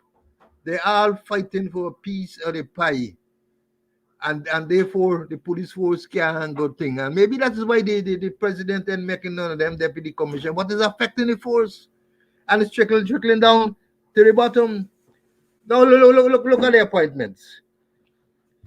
The admin man has gone to special branch. I know he gone yet, but according to the other. Special branch is a critical area in the Ghana police force. You're sending somebody who has serious allegations against him, and you're sending him to special branch. And the real objective of special branch is to provide timely, insightful, objective, and relevant intelligence to inform decisions on national issues and events. That's the role, to provide timely, insightful, objective, and relevant intelligence. But they ain't getting it. So a man who is questionable, or may say a person who is questionable, they send him to this special branch. And what they do with special branch too? They take the triple jumper and send him there. The special has gone out to the special branch, and the branch hanging, and understand the triple jumper jumping all over the branch and weighing down the branch. So how can we get timely, insightful, objective, and relevant information to inform decision of national issues and events? We couldn't get it. Remember, the Americans spent how much years investigating, and we couldn't get a wink. So the whole thing what they're saying is part of a job rotation. In our job rotation, is deeper than that. It's deeper than that. And then they need to make sure that they have what we call career development. Career development in the Ghana police force. It isn't there. That people should go through certain amount of training before they get certain rank. Now what extent is quite the same about core courses. I see that the core courses is joke.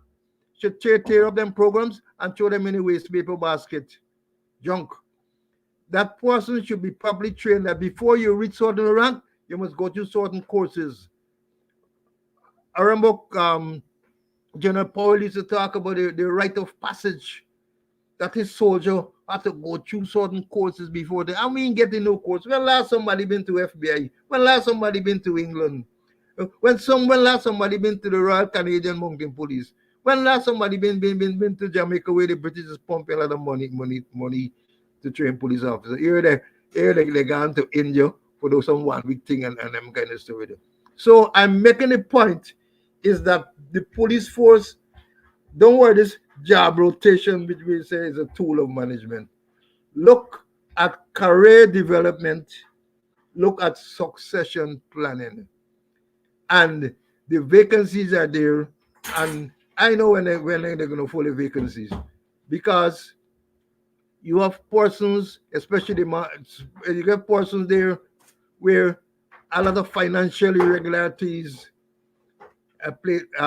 allegations of financial irregularities. We hear, and let them forget about this one. We hear that, I saw documents where a secretary and a driver collected hundreds of thousands of dollars to go and conduct investigation at Kaikan, at Oranjuk, and at Port Kaitumo police station. Up to now, they never reached there. And when the finance man query it, people say, hey, as long you see my signature, don't query nothing. As long as I sign thing there, you carry through. So, and it's them people now we have in critical position. Therefore, the force has got to slide down. The force won't go anywhere because the top, and they should shake the top. And sometimes you got to do surgery, You got to do surgery. Sometimes you need to do a surgery to get rid of things because things are not going well, and at the top is questionable.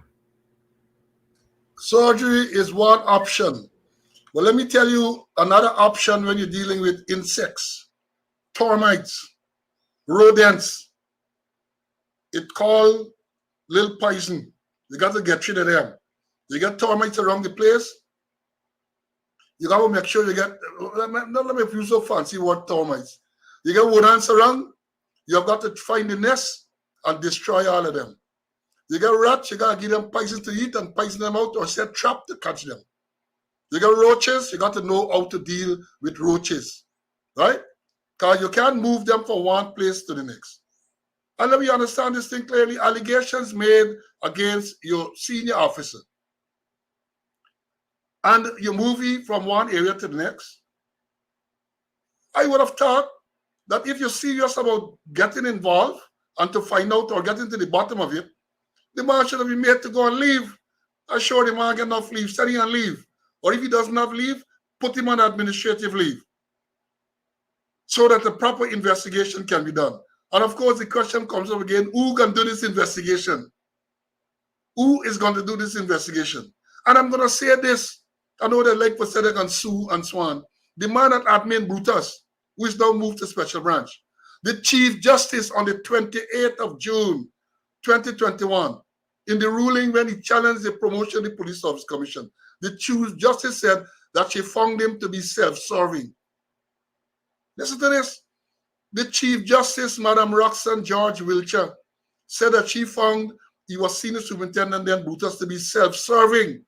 And despite that, he was made to remain in that position. And he was promoted when they promoted in 2022. And that is something else too, because when he got promoted, he put himself as a senior to a lot of people who were there up to that time senior to him. But you have a man who the court ruled to be self-serving. You keep him in a critical position dealing with finances. And what do you expect? And there are more allegations. There are allegations that, well, even more than allegation, because I saw a document that companies are established, a company established, a man, wife, company established to supply stuff to the police force. So they supply stuff to the police force, whether it's dry ration, whether it's items, they established company to supply stuff to the force. Conflict of interest. But that doesn't matter. When we talk about money, we talk about hundreds of millions of dollars, hundreds of millions of dollars. I have seen documents to support that. How can that be? You know, it reminds me, and I want to know whether the Guyana Revenue Authority is to make sure that they do what the law requires them to do. Because I am reminded that back in 1990 or sometime then, the commissioner then, there was an investigation of the commissioner where it was said that he was supplying chicken to the police mess, even though he did not have a farm, and the allegation that he was buying it at a particular price, putting the markup and supply it. And then it was discovered that the relevant taxes were not being paid on that. And he had to go off. He had passed his retirement age. He had been kept on. And he had to leave because of that revelation. I want to know if you got police officers, because it's not only these, enough of them, you know, they're fighting a little man who might get a little minibus, or some policeman who cut a loading. And if you don't know what cut a loading means, you might get a car, you walk a little private. I'm not saying it is right. But they're fighting them, and you got men get $100 million business. I understand that you have items, requisition to the quartermaster store. This is the allegation, and these things require proper investigation. You order, let me say, 1,000 of a particular item. Invoices are made out for 1,000, and the people delivering 200 and 300 and get paid for 1,000 items. These things require, these are allegations that are out there, and they require proper investigation. They require, but what? I believe the government fighting for launch any proper investigation in light of the Sugate allegation. And in case anybody just come from Mars, I don't know what the Sugate allegation is. The allegation is from the Vice News report that Chinese national Su Zhirong, who was the tenant of the Vice President Barajagdio, took some people posing, some reporters posing as Chinese businessmen into the Vice President's living room. And the allegation is that Su said that the Vice President collects $500,000 from Chinese businessmen to ensure that they get contract. That's what the allegations say. That was never investigated. So I suspect that this government ain't keen on any type of investigation. That is why the Americans had to do the investigations in silence for 2.5 years, and then impose sanctions on the Mohammeds, their business, and the permanent secretary, Mayor Thomas.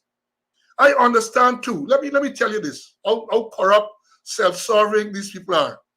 I understand that a senior officer lives in the police senior officer's quarters. You get your own house and so on. I don't know if he's getting house allowance for those houses, the house that he owns. But he lives in the police quarters at Ivlery, in the officer's mess compound. There is a police quarter in the Mountain Branch compound that he has put his father-in-law and his mother-in-law to live in. Police quarters. He put his father-in-law and his mother-in-law civilians to live in the quarters. And you could tell me them thing, right? Policemen are struggling for quarters, many of them who don't have their own home. Family men, they're called family quarters. And that is a level of self-serving, level of self-servingness. That is a level of corruption that is taking place and nobody is doing nothing. And so this movement, this cosmetic movement to move the admin man Brutus to special branch man to operations, and the operations man to admin, that is just what it is, cosmetic. Because unless you perform proper surgery to get rid of the cancer, it is going to remain, it's going to metastasize. Now it's going to remain, it's going to get worse. It's going to get worse. They are going to remain corrupt. And these are things, I say here, and I said it before. The police force for some of these people now is a side hustle, where they can use the authority to get all type of things, a side hustle. Their main hustle is their $1 million, the 100 million, the multi-million business that they establish. The multi-million business. Supplying stuff to the stores, supplying stuff to the messes in the police force. One of them get a trucking service, and the allegation is that they're using police fuel to fuel his truck and all of that. That is what is going on. This is a side hustle. Who can forget, not so long ago, Vice President Barjagdo at one of his Thursday's meeting blocked some sandpit arrangement that he said that Brutus and Nikin had applied for. He blocked it. He said it ain't gonna happen. So I say that when you are a senior police officer and you have multi-million-dollar investment into various businesses, the police work then become your side hustle. The police work becomes your side hustle. So all of these things require investigation. And let me say this before bringing Mr. Conway. Dealing with special branch, as I know it. I have never been stationed at special branch, but I have been in senior positions in the force. So I have a fairly good understanding as to how it works, how the system works. Now, as Mr. Conway says, special branch has this role to deal with national security. They also have a requirement, the head of special branch, HSB, as is referred to, will brief the Central Intelligence Committee, which I think is chaired by the president to get Home Affairs Minister and those senior people. HSB is a person who will brief them on national security issues. So you want to tell me this man who will now move from admin with breakneck speed and you put him at special branch? I think CIC is normally used to be Tuesdays in midday. He coming there for brief government officials and matters of national security? I don't think so. So as I see it, when I look in my crystal ball, the set play is to my understanding is that the two I see at special branch is the triple jumper, man who promoted from inspector to superintendent. So chances are they're gonna say, let the second in command come and brief me. We want this man who now come because they might use the excuse. You knew, you know what's going on. And of course, if they are investigating him, following all of these allegations, would they be comfortable with a man who get the swords of Damocles hanging over his head, come to brief them on national security? And I'm warning them, let me warn them, free warning. I gave you all warning respect to Caesar. When you come, you got to report to the doctor. Let me give you a warning, special branch is the reservoir of a lot of information. A lot of information. Special branch is the reservoir. Put a man who is self-serving there and what's your right? Let me bring you Mr. Conway. See, man, got to brief them by. Let me hear what happened. Yeah, just to follow up, special branch, they're supposed to brief the people on the top, the president, and you're selling somebody with all the allegation, with all the baggage there. But we really be thinking that's why we can't even get no real crime intelligence. Because you know what, I'm at a loss. I'm at a loss. And then people setting up sandpits. And not only setting up sandpits, Paul, utilizing the human resource of of the police force, using up the police vehicle, using up the police gasoline, using up the police food, and all them kind of things happening in their effort to get this habit. And what's still going on? Hello, Jack, you say no. Things still happening there. Cause you like they might convert them to something else, but things are happening, Paul. And I'm sorry for special branch. I'm sorry for that. Say the special gun and the branch falling apart, and the branch getting way down. The triple jumper weighing down the branch. Therefore, things like insightful information, things like actionable information, intelligence will not come forward. Will not come forward. And therefore, the police force is in worries. And they got some good police. They got some excellent assistant commissioner. I could call they get Simon McBean in Division 4A since 2008. He get a master's degree in global security and policing. A master's degree in global security and policing.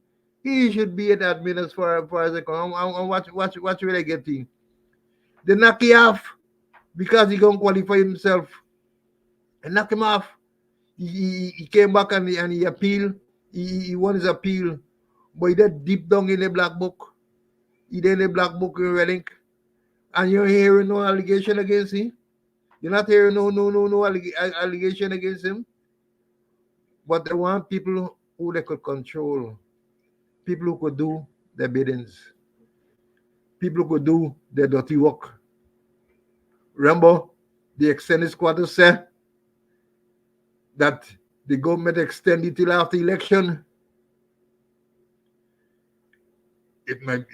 Things might be coming faster than anything, but he said till after election.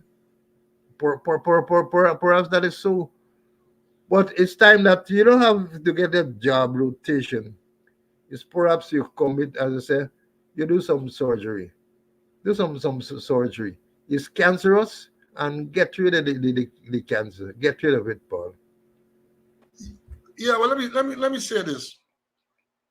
And if the government really serious about bringing about a change in the force, they have to make some serious decisions. And because I have said before, and I will repeat it here for emphasis, that there cannot be any meaningful reform in the force when certain police officers are in the position. Let me understand it clearly.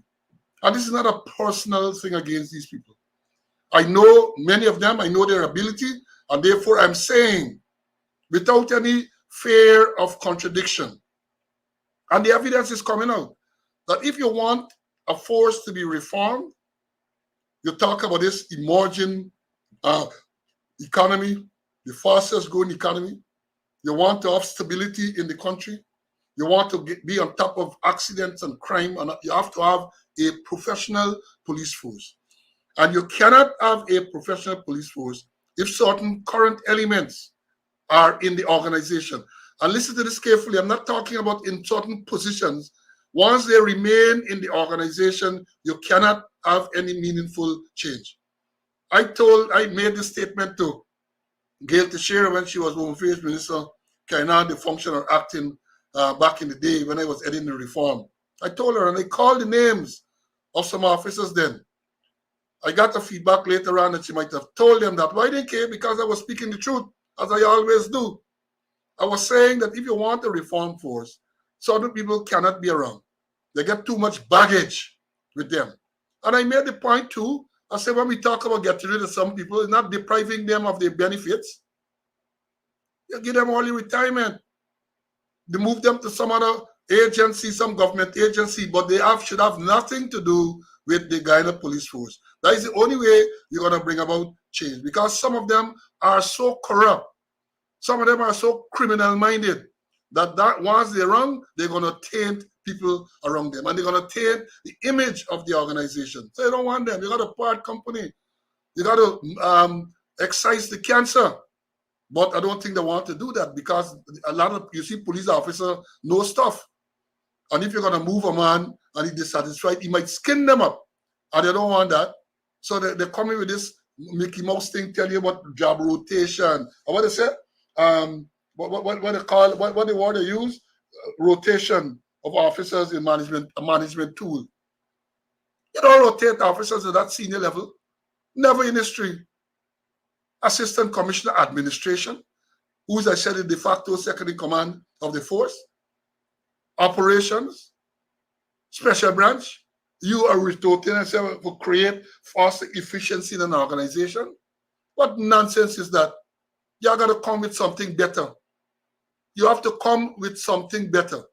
And the person who is to be blamed for all of this is no one but the president. Guys, the president decided to keep on the extended quarter because obviously he's satisfied with what is going on. He's satisfied. So it can reach retirement age. He said keep it indefinitely. All of these things are going on and they're not doing anything about it. So what do you expect? What do you expect? The rot will continue. The rot will get worse. The rot is going to get worse. And when the rot get worse, who is going to suffer? Who is going to suffer? Is them businessmen who go for deposit money? Some woman driving through the place with money in a car, and the ranks in the force are going to suffer. Because coming back to the point, the officer lives in, he get your own house, you know. I'm sure he was collecting house allowance to the house. But he lives in police quarters, the senior officer's quarters. And he assigns a quarter to his mother-in-law and his father-in-law, police house to civilians. Whereas I'm sure policemen, including officers, are there waiting to get quarters, but they can't get living quarters because that living quarter has gone to the mother-in-law and the father-in-law of the senior officer. Them things can't be right. And I said, karma is a bitch. Karma is a bitch. Old people say ingratitude is worse than witchcraft. And we're going to see it play out against all of them. We play all of them because many of them are ungrateful. And I speak from personal experience. They are ungrateful. They have shown ungratefulness to me in particular and to other members who have helped them along the way. As one man said to me when the judgment came out against me, said, sorry for Magadag. Magadag turn around and bite you. And I know exactly what he's referring to. Karma, look, I'm going to sit back here and I'm going to see what happened. I told you a couple of weeks ago, I'm trying to keep them healthy and strong because I want them out in the right old age to see how they're going to turn out. They're going to be like Jacob, they're walking and shake up, according to Shadow. They are too wicked. They are too self-serving. Many of them are downright criminal. And they should have nothing to do with the force, must have been in senior management position. And of course, when you talk about the force, I have to say it too, like Mr. Conway did a while ago. You have a lot of people who are honest, hardworking, qualified persons. But it will appear now that in order to be favored, you have to show allegiance to a certain political party, and you got to dance to a particular tune. You got to wear one Guyana badge on your uniform.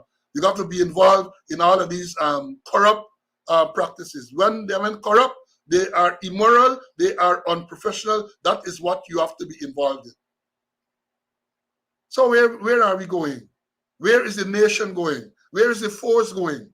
Down. That is where it's going down. It's going down.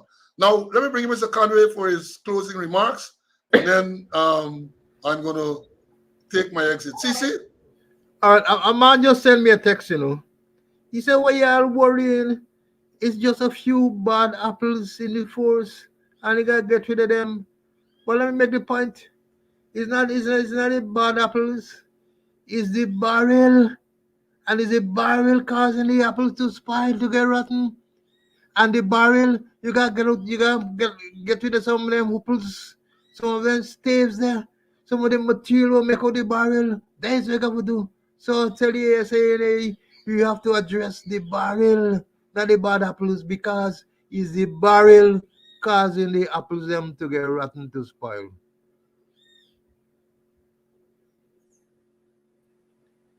Hold on, I have to delete the comment here. I'm going to check the comment. I see a man referring to our Guyanese of African descent in a derogatory way. So I got to take you off. I got to take you off. Because I know they said the Ethnic Relation Commission said the monitoring. So, and let me tell them too, because what I will do when I see these things, I remove them. And of course, I don't monitor all the time, but when I come off, I'm going to say if there's any inappropriate comment, I will remove the comment. And if the person persists, I block the person. But let me say this as I take my leave of you.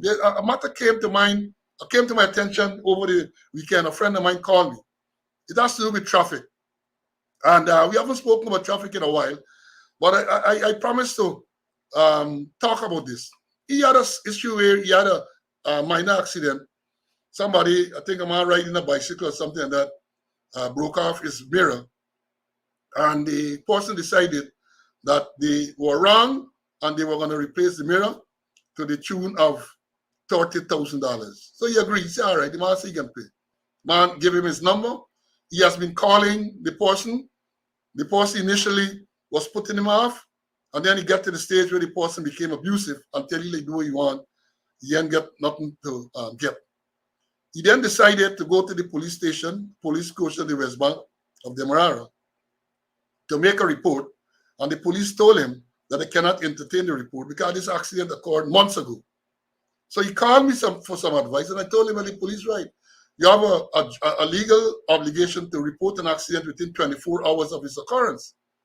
But you didn't know that. So I'm telling you people, students, you accident, don't matter how minor, you get an accident, you want to report, go and report it to the police. If the other party accepts responsibility and liability, don't fall for that.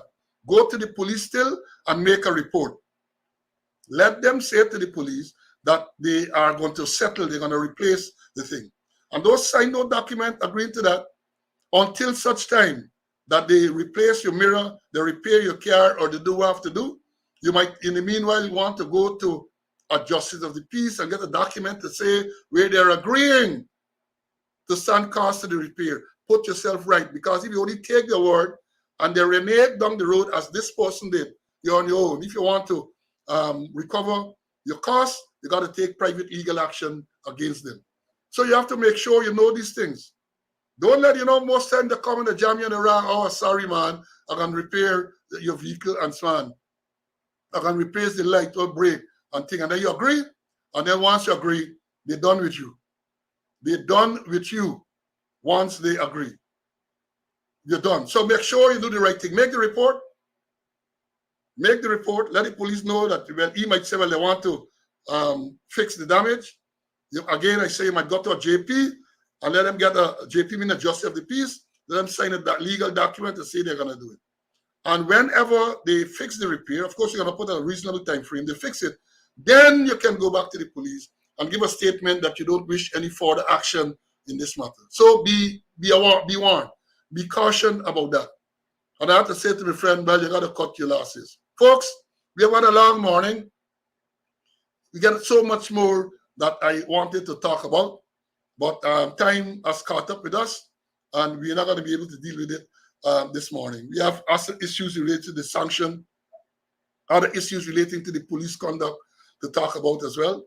And God's willing, on Wednesday, that's the day after tomorrow, we're going to be here to bring you another episode. Before I go, I want again to compliment you on your turnout. Record numbers in the classroom, in the schoolyard this morning. Record numbers. You are contributing to this program becoming more and more popular. And I want to say, I don't think we have had any technical issues today. So maybe they too are listening and they want to hear the learn. Or maybe they're just listening to hear you make a mistake and say they can sue you. Who knows? Who knows? But your attendance this morning in class was very, very satisfactory.